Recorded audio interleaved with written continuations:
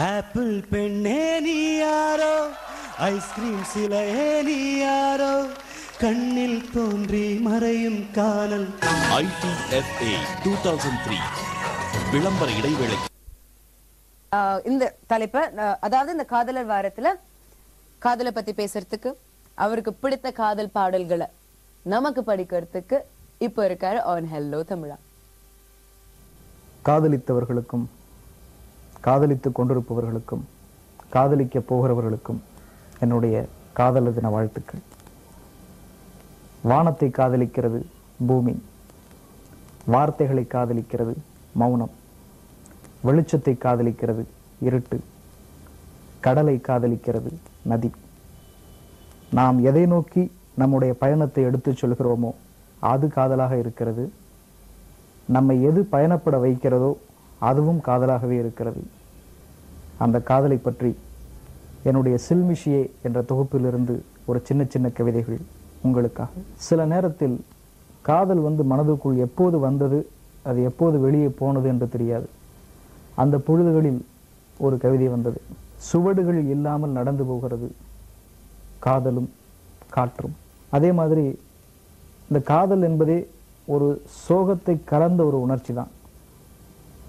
மண்ணை பிசைந்தால் பாண்டம், மனசை பிசைந்தால் காதல்.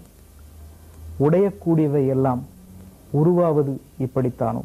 நீங்கள் காதலை எவ்வளவு தூரம் உள்ளுக்குள் சேமித்து வைத்தால் கூட வெளியே நமக்கே தெரியாமல் செலவாகிவிடும். பூட்டி பூட்டி வைத்தாலும் தொலைந்துதான் போகும் போல புகையும் காதலும். காதலை பற்றி ஒரு விளக்கம் கேட்டார்கள். நான் அதற்கு ஒரு கவிதையால் பதில் சொன்னேன்.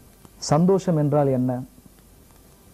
சற்று யோசித்து காதலித்துக் கொண்டிருப்பது என்றேன். சங்கடம் என்றால் என்ன? யோசிக்காமல் காதலித்துக் கொண்டிருப்பதுதான் என்றேன். இந்த காதல் எப்படிப்பட்டது, இந்த எந்த வகையான மாற்றங்களை உள்ளுக்குள் நிகழ்த்துகிறது என்பதை வெளிப்படுத்தும் ஒரு உணர்வு.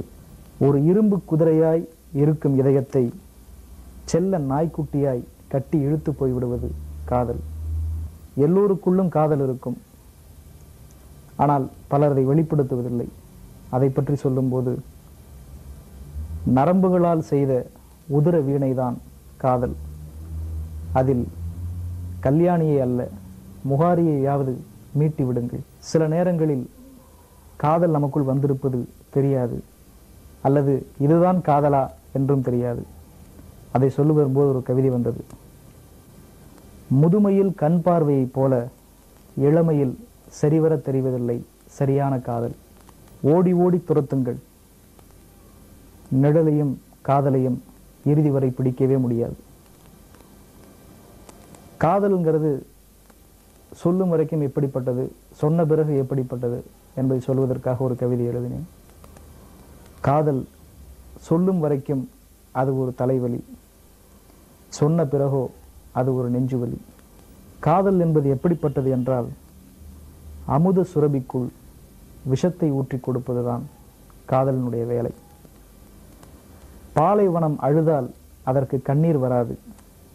அப்படி அதற்கு கண்ணீர் வந்தால் அது காதல் பாலைவனமாகவே இருக்கும். சில நேரங்களில் சில காதல்கள் தோற்று போய்விடும்.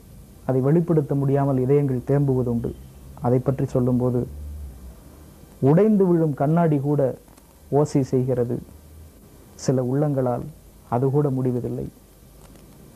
பூக்களுக்கு ஆணி அடிப்பது மாதிரி தான் சில நேரம் அமைந்து விடுகிறது காதலிப்பதும். ஒரு பெண்ணுக்குள் காதல் பலவிதமான மாற்றங்களை நிகழ்த்துவதைப் போலவே ஒரு ஆணுக்குள் காதல் எப்படிப்பட்டது என்பதை சொல்வதற்கு ஒரு கவிதை. ஆண்களுக்கும் பிரசவ வலி வரும். முதல் காதலை முதலாக சொல்லும்போது ஏற்படும் வலிதானது. காதல் கொசு மாதிரி தான் உட்காரும், ஆனால் சிங்கம் மாதிரி கடித்துவிடும்.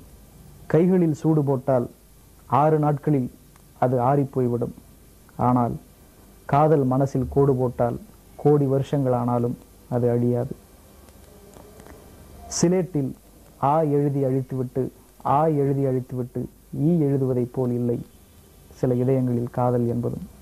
ஒரு காதலியை பார்த்து சொல்வது மாதிரி நிறைவு செய்கிற கவிதை. நீ என் உயிர், உயிர் போய்விட்டால் நீ நானாக கிடக்கும் உடல், உடல் எரிந்து விட்டால் நீ எண்ணில் மிஞ்சுகிற சாம்பல். சாம்பல் கலைந்து விட்டால் நீ நினைவாக சுற்றுகின்ற காற்று.